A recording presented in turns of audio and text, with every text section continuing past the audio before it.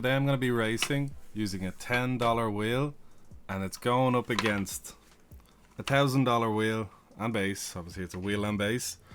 We're going to see which is better to use, the build quality, and just the general difference. As we can imagine with the price difference, we'd hope there would be a bit of a quality difference. So let's get straight into it.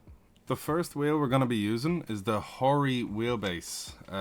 This is for PlayStation. In all reality it was free, but I guess nothing's free in life, so the most I would probably pay for this is about 10 euros or $10. The clip at the bottom seems to be broke, but we can do something with it. In comparison to shifters, it does have paddle shifts, which is cool. It seems to be on a bit of a spring, if you know what I mean. So we're going to see how that fares in one of Sim Racing's most competitive sim titles, which is iRacing. That's what I mainly use. There's a lot of cool ones out there, but iRacing should be a good benchmark to see what these two can do. So we have a few buttons we can use to map. PlayStation button in the middle. There's a clamp on the bottom, but the thingy's broken, the twisty, so I'm going to have to use all my strength to get that on.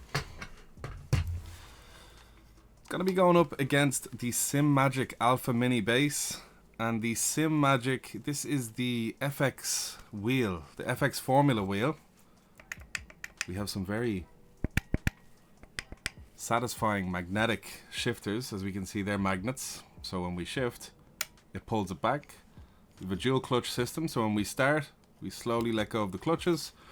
We have wheels for charge, differential, state of charge, whatever you want.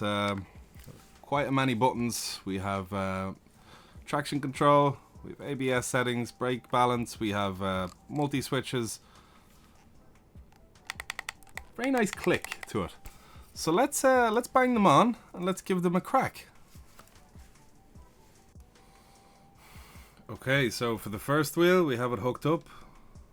It's on the keyboard mount, as I've no screw holes for this and the bottom of the clip is broken, but we have it mounted.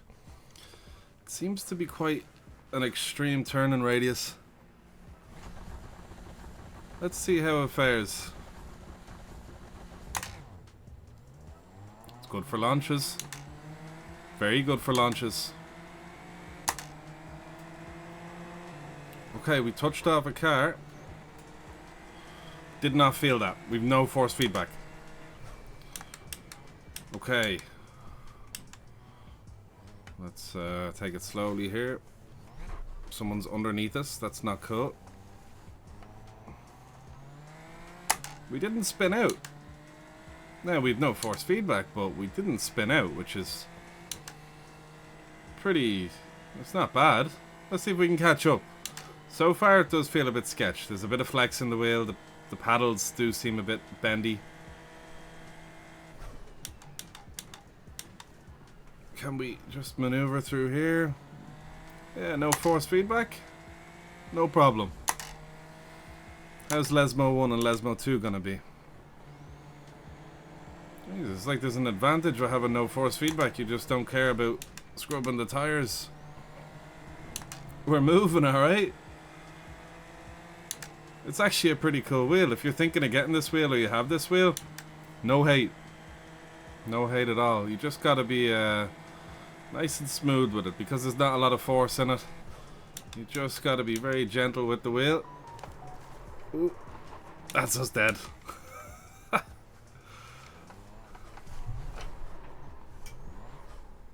These are AI, by the way. They're not real people.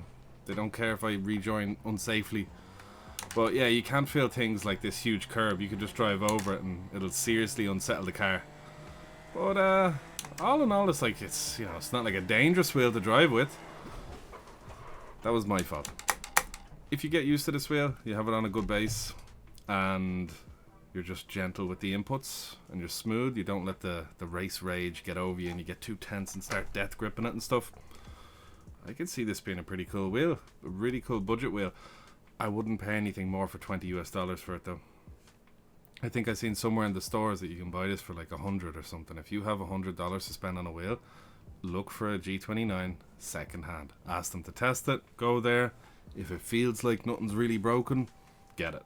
This I would avoid unless you are on a serious beer budget. Well, and in that case, it's definitely a good starting point and a great way to try out sim racing, to be honest. So yeah, 9 out of 10. So now we are using the $1,000 wheel, the FX wheelbase formula from SimMagic, and the Alpha wheelbase.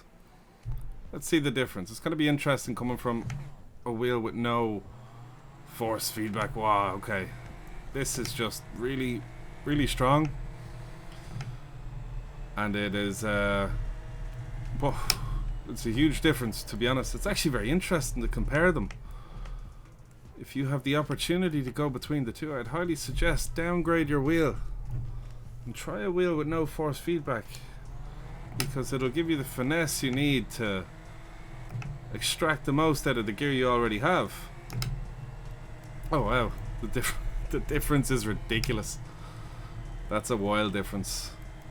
To be able to come around this the Curva Grande like that. Ooh, big lockup. Won't fix skill issues though. Fortunately, there's no damage in AI races.